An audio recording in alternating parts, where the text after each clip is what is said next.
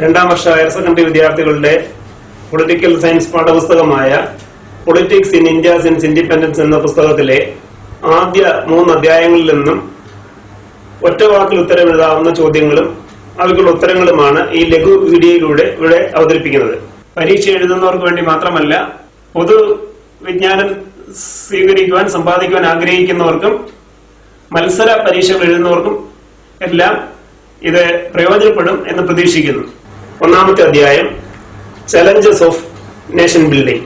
ചോദ്യങ്ങൾ: Jawaharlal Nehru's address to the constituent assembly at the midnight of 14th August 1947 was famous in which name? 1947 August മാസം 14-ാം തീയതി അർദ്ധരാത്രി ഭരണഘടനാ നിർമ്മാണ സഭയുടെ പ്രത്യേക സമ്മേളനത്തെ അഭിസംബോധന ചെയ്തുകൊണ്ട് ജവഹർലാൽ നെഹ്റു നടത്തിയ പ്രസംഗം എന്ത് പേരിലാണ് പ്രസിദ്ധമായിട്ടുള്ളത്? ട്രിസ്റ്റ് വിത്ത് ഡെസ്റ്റിനി, വിധിയുമായുള്ള കൂടിക്കാഴ്ച. Which political party proposed the two nation theory in British India? British ഇന്ത്യയിൽ ദ്വിരാഷ്ട്ര സിദ്ധാന്തം മുന്നോട്ട് വെച്ച രാഷ്ട്രീയ കക്ഷി ഏതാണ്? Muslim League. Who is famous in the name of frontier Gandhi? അതിർത്തി ഗാന്ധി എന്ന പേരിൽ പ്രസിദ്ധനായിരുന്ന വ്യക്തി ആരായിരുന്നു? Khan Abdul Ghaffar Khan. What was the name of the consent letter that was to be signed by the rulers of princely states to become part of the Indian Union?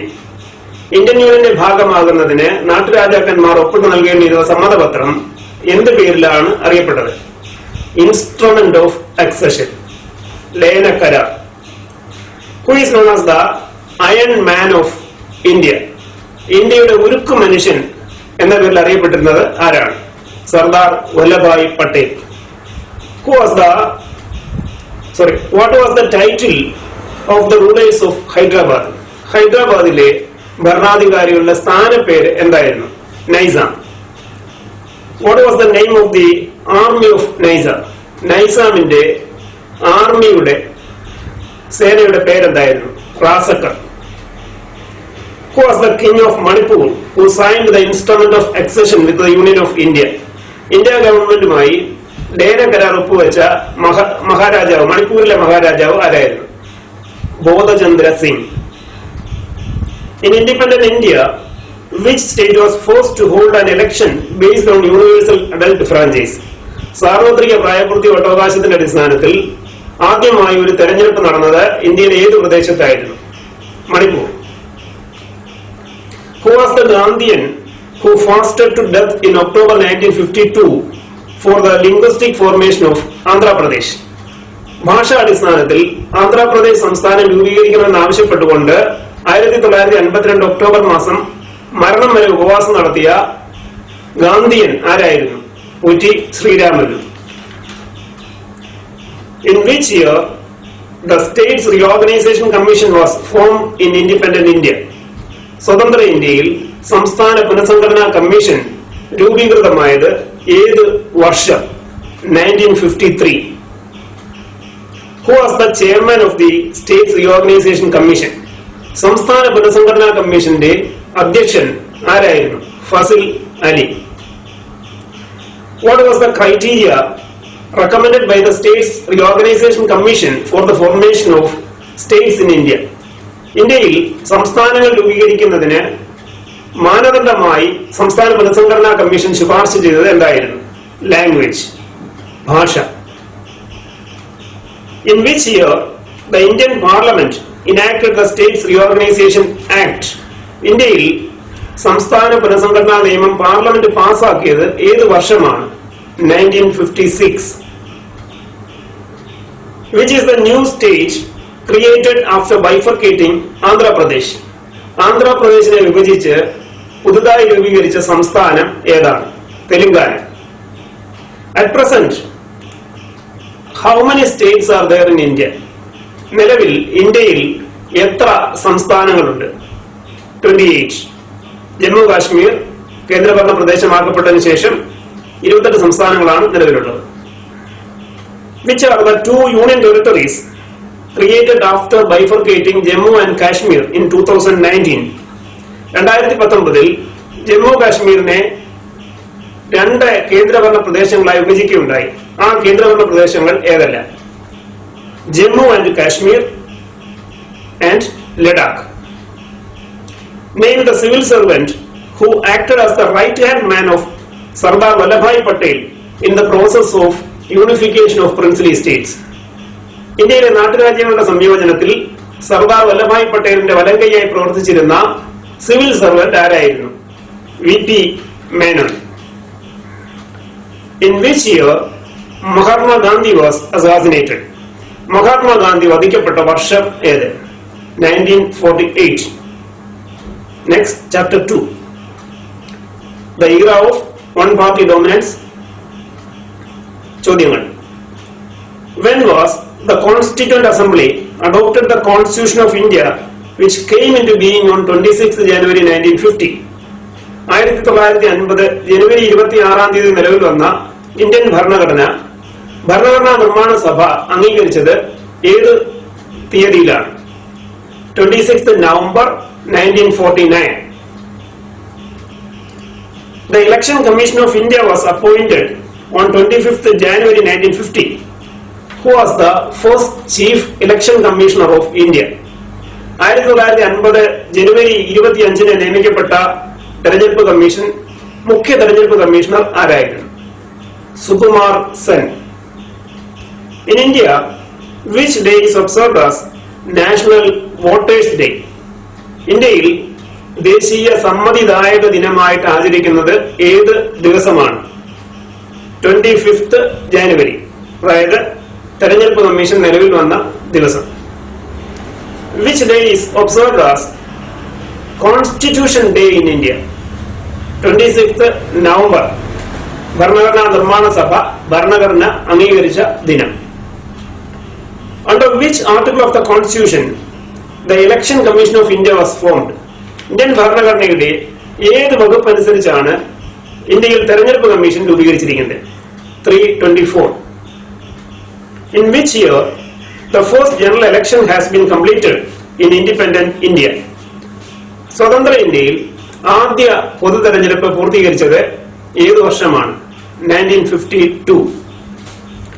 How many Lok Sabha members were to be elected during the first general election in 1952? 1952 തെരഞ്ഞെടുപ്പിൽ ലോകസഭയിലേക്ക് എത്ര അംഗങ്ങളെയാണ് തെരഞ്ഞെടുക്കേണ്ടിയിരുന്നത്? 489. Which magazine wrote that Jawaharlal Nehru will be alive to repent the failure of the practice of universal adult franchise in India? സാർവത്രിക പ്രായപൂർത്തി വോട്ടവകാശം ഇന്ത്യയിൽ ഒരു വൻ പരാജയമായിരിക്കും ഏറ്റു പറയുവാൻ ജവഹർലാൽ നെഹ്റു ജീവിച്ചിരിക്കും എന്ന് എഴുതിയ മാഗസിൻ ഏത്? Organiser. Name the first Minister for Education in independent India. സ്വതന്ത്ര ഇന്ത്യയിലെ ആദ്യ വിദ്യാഭ്യാസ മന്ത്രി ആരായിരുന്നു? Maulana Abul Kalam Azad. Who wrote the book India Wins Freedom? India സ്വതന്ത്രയാകുന്നു എന്ന പുസ്തകം രചിച്ചത് ആര്? Maulana Abul Kalam Azad. The first Minister for Health in independent India was a woman. Who was she? സ്വതന്ത്ര ഇന്ത്യയിലെ ആദ്യ ആരോഗ്യമന്ത്രി ഒരു വനിതയായിരുന്നു. അത് ആരായിരുന്നു? Rajkumari Amrita Kaur. Identify the period which is marked as the era of one-party dominance in independent India. സ്വതന്ത്ര ഇന്ത്യയിൽ ഏകകക്ഷി മേധാവിത്വത്തിന്റെ കാലഘട്ടമായി വിലയിരുത്തപ്പെടുന്ന കാലം ഏതെന്ന് വ്യക്തമാക്കുക. 1952 to 1977. Which political party has dominance in India during 1952 to 1977? 1952 മുതൽ 1977 വരെയുള്ള കാലഘട്ടത്ത് ഇന്ത്യയിൽ മേധാവിത്വ സ്ഥാനത്തുണ്ടായിരുന്ന രാഷ്ട്രീയ കക്ഷി ഏതാണ്? Indian national Congress. Which political party came second with 16 Lok Sabha seats in the 1952 general election? 1952 പൊതുതെരഞ്ഞെടുപ്പിൽ 16 ലോകസഭാ സീറ്റുകളുമായി രണ്ടാം സ്ഥാനത്തെത്തിയ രാഷ്ട്രീയ കക്ഷി ഏതായിരുന്നു?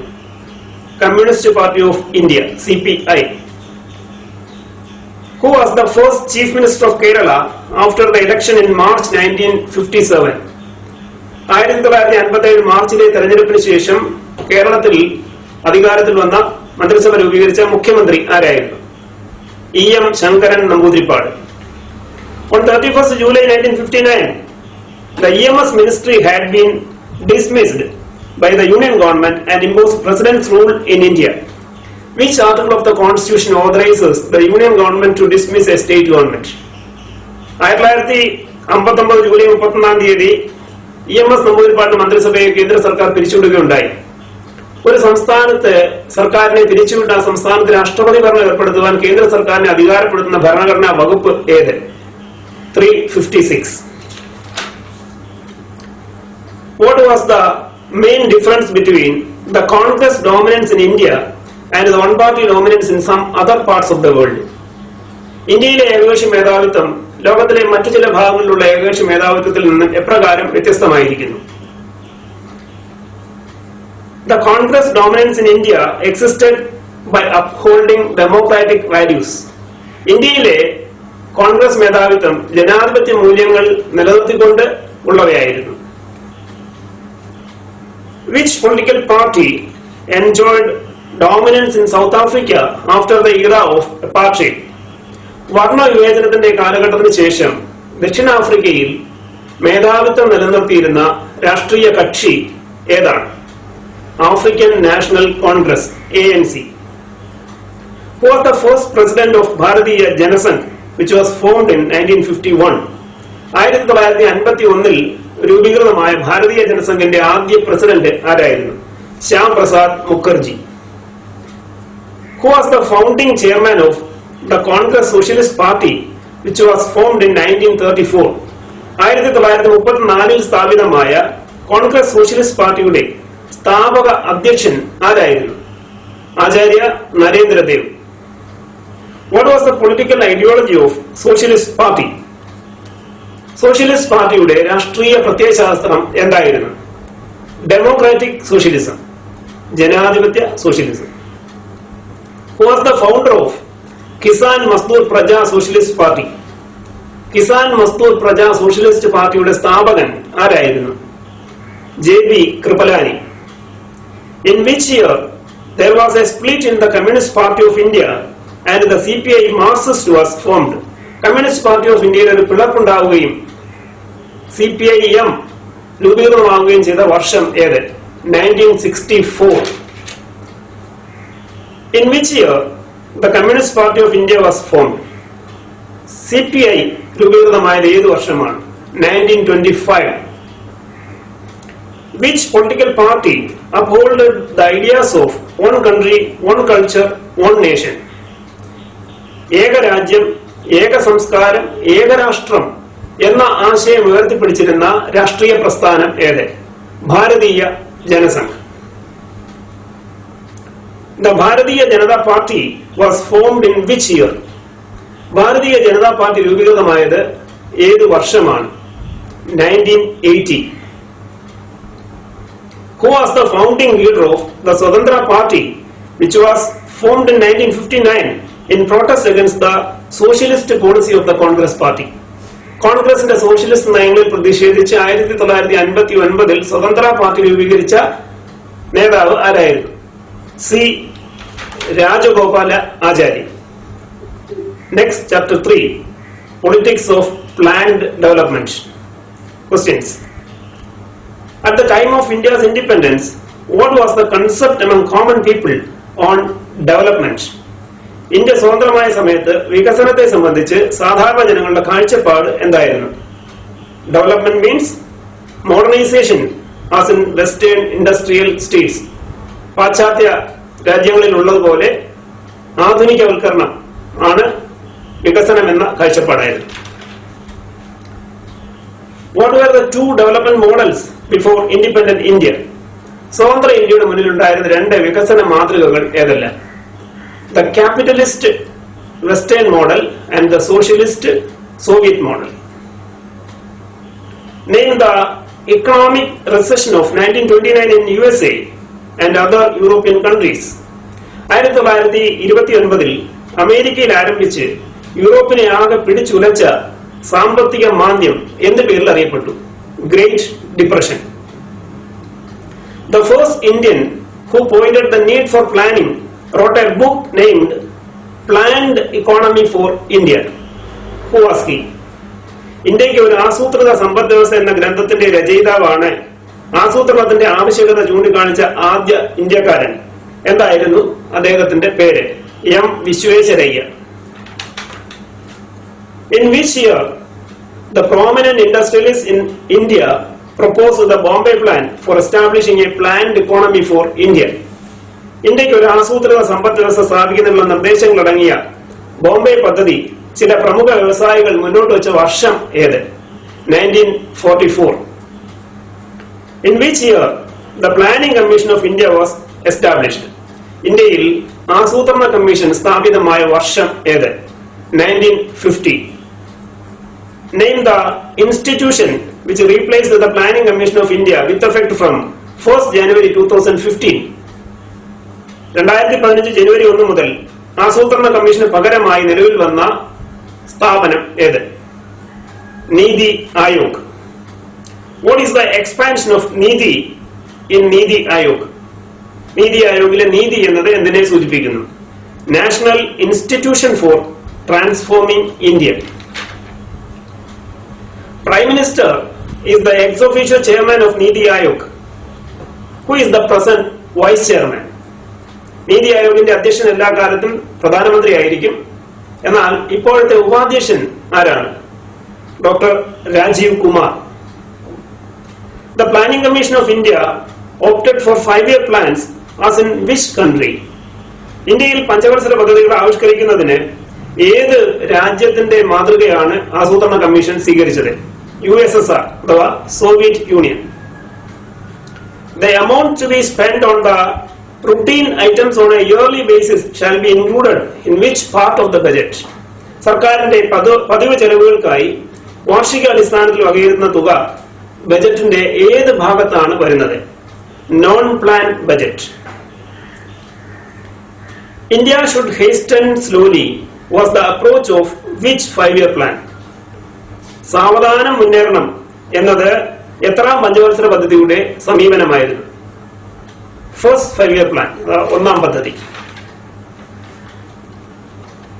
The first 5-year plan drafted in 1951 under the leadership of K.N. Raj focused on which sector? 1951 K.N. രാജിന്റെ നേതൃത്വത്തിൽ രൂപീകൃതമായ ഒന്നാം പഞ്ചവത്സര പദ്ധതി ഏത് മേഖലയ്ക്കാണ് ഊന്നൽ നൽകിയത്? അഗ്രികൾച്ചറൽ സെക്ടർ, കാർഷിക മേഖല. Which session of the Congress passed the resolution that socialist pattern of society was its goal? Socialist പാറ്റേണിലുള്ള സമൂഹമാണ് കോൺഗ്രസ് ലക്ഷ്യം വയ്ക്കുന്നതെന്ന് പ്രമേയം പാസാക്കിയത് കോൺഗ്രസിന്റെ ഏത് സമ്മേളനത്തിലാണ്? Avadi session. Which 5-year plan first reflected the idea of socialist pattern of society? ഏത് പഞ്ചവത്സര പദ്ധതിയാണ് സോഷ്യലിസ്റ്റ് പാറ്റേണിലുള്ള സമൂഹം എന്ന ആശയം ആദ്യം പ്രതിഫലിപ്പിച്ചത്? Second 5-year plan. What was the focus of the second 5-year plan? രണ്ടാം പഞ്ചവത്സര പദ്ധതിയുടെ ഊന്നൽ ഏത് മേഖലയ്ക്കായിരുന്നു? ഹെവി ഇൻഡസ്ട്രീസ്, വൻകിട വ്യവസായം. Who led the team of economists who prepared the draft for the second 5-year plan? Or who was the architect of the second 5-year plan? രണ്ടാം പഞ്ചവത്സര പദ്ധതിയുടെ ശില്പി ആരായിരുന്നു? PC Mahalanobis. Who was the founder of the Indian Statistical Institute? Indian Statistical Instituteന്റെ സ്ഥാപകൻ ആര്? PC Mahalanobis. Who wrote the book Economy of Permanence and proposed an alternative blueprint that puts greater emphasis on rural industrialization? Economy of Permanence എന്ന ഗ്രന്ഥം രചിക്കുകയും ഗ്രാമീണ വ്യവസായത്തിന് ഊന്നൽ നൽകുന്ന ഒരു ബദൽ വികസന രൂപരേഖ സമർപ്പിക്കുകയും ചെയ്ത ഗാന്ധിയൻ ആരായിരുന്നു? JC കുമരപ്പ. JC കൊർണേലിയസ് എന്നാണ് അദ്ദേഹത്തിന്റെ യഥാർത്ഥ പേര്. Name the model of development in which the development was left entirely to the private sector. വികസന പ്രക്രിയയെ പൂർണ്ണമായും സ്വകാര്യ മേഖലയ്ക്ക് വിട്ടുകൊടുക്കുന്ന വികസന മാതൃക ഏത്? ക്യാപിറ്റലിസ്റ്റ് മോഡൽ ഓഫ് ഡെവലപ്മെന്റ് അഥവാ മുതലാളിത്ത മാതൃക. Name the model of development in which private property was abolished and all the production was controlled by the state. സ്വകാര്യ സ്വത്ത് ഉന്മൂലനം ചെയ്യുകയും ഉൽപാദനത്തെ പൂർണ്ണമായും രാഷ്ട്രത്തിന്റെ നിയന്ത്രണത്തിലാക്കുകയും ചെയ്യുന്ന വികസന മാതൃക ഏത്? Socialist model of development. Why the Indian economy was described as mixed economy. Indian സമ്പദ് വ്യവസ്ഥയെ എന്തുകൊണ്ടാണ് മിശ്ര സമ്പദ് വ്യവസ്ഥ എന്ന് വിശേഷിപ്പിക്കുന്നത്? India has taken the elements of capitalist and socialist models of development. The strategy of the government of India to offer high-yielding variety seeds, fertilizers, pesticides, and better irrigation at highly subsidized prices was the beginning of a new process. What was it? ഇന്ത്യയിൽ കർഷകർക്ക് കുറഞ്ഞ നിരക്കിൽ ഗുണമേന്മയുള്ള വിത്തിനങ്ങൾ, രാസവളങ്ങൾ, കീടനാശിനികൾ, ജലസേചന സൗകര്യങ്ങൾ എന്നിവ ഏർപ്പെടുത്തുവാനുള്ള സർക്കാർ നീക്കം മൂലമുണ്ടായ മാറ്റം എന്ത് പേരിൽ അറിയപ്പെടുന്നു? ഗ്രീൻ റവല്യൂഷൻ അഥവാ ഹരിത വിപ്ലവം. Who is known as the milk man of India? ഇന്ത്യയുടെ പാൽക്കാരൻ എന്നറിയപ്പെടുന്നത് ആരാണ്? Doctor Varghese Kurian. Utterly butterly delicious is an advertisement of which products? Utterly butterly delicious എന്നത് ഏത് ഉൽപ്പന്നങ്ങളുടെ പരസ്യമാണ്? Amul products. Which project in India aimed to increase milk production, bring the producer and consumer closer by eliminating middlemen, and to assure the producers a regular income throughout the year? ഇന്ത്യയിൽ ക്ഷീരോത്പാദനം വർദ്ധിപ്പിക്കുക, ഇടനിലക്കാരെ ഒഴിവാക്കി ക്ഷീരോത്പാദകരും ഉപഭോക്താക്കളും തമ്മിലുള്ള ബന്ധം സുദൃഢമാക്കുക, വർഷം മുഴുവൻ ക്ഷീര കർഷകർക്ക് വരുമാനം ഉറപ്പാക്കുക തുടങ്ങിയ ലക്ഷ്യങ്ങളോടെ ആരംഭിച്ച പദ്ധതി എന്ത് പേരിൽ അറിയപ്പെടുന്നു? Operation flood. In India operation flood started in which year? ഇന്ത്യയിൽ ഏത് വർഷമാണ് ഓപ്പറേഷൻ ഫ്ലഡ് ആരംഭിച്ചത്? 1970. The uniquely appropriate Amul model for rural development and poverty alleviation is famous in which name? ഗ്രാമവികസനത്തിനും ദാരിദ്ര്യ നിർമ്മാർജ്ജനത്തിനുമായി അമുൽ പ്രാവർത്തികമാക്കിയ അതുല്യമായ വികസന മാതൃക എന്ത് പേരിൽ അറിയപ്പെടുന്നു? വൈറ്റ് റവല്യൂഷൻ, ധവള വിപ്ലവം. Who is known as the father of white revolution in India? ഇന്ത്യയിൽ ധവള വിപ്ലവത്തിന് പിതാവായി അറിയപ്പെടുന്നത് ആര്? Doctor Varghese Kurian. Food and Agricultural Organization observe 1st June as International Milk Day, but in India, Dr. Varghese Kuryen's birthday is observed as National Milk Day. Identify this day. അന്താരാഷ്ട്ര ഭക്ഷ്യ കാർഷിക സംഘടനയുടെ ആഭിമുഖ്യത്തിൽ ജൂൺ 1 അന്താരാഷ്ട്ര ക്ഷീര ദിനമായി ആചരിക്കുന്നുണ്ട്.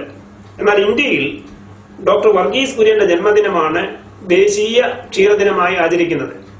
ഇത് ഏത് ദിനമാണ്? 26 നവംബർ നമ്മുടെ ഭരണഘടനാ ദിനം തന്നെയാണ്. 2014 മുതലാണ് 26 നവംബർ ദേശീയ ക്ഷീരദിനമായി ആചരിക്കുന്നത്. Amul is the milk product cooperative dairy company at Anand in Gujarat state. Do you know the full form of Amul? Amul എന്നത് ഗുജറാത്തിലെ ആനന്ദ് എന്ന സ്ഥലത്തുള്ള ഒരു ക്ഷീരോൽപ്പന്ന സഹകരണ കമ്പനിയാണ്.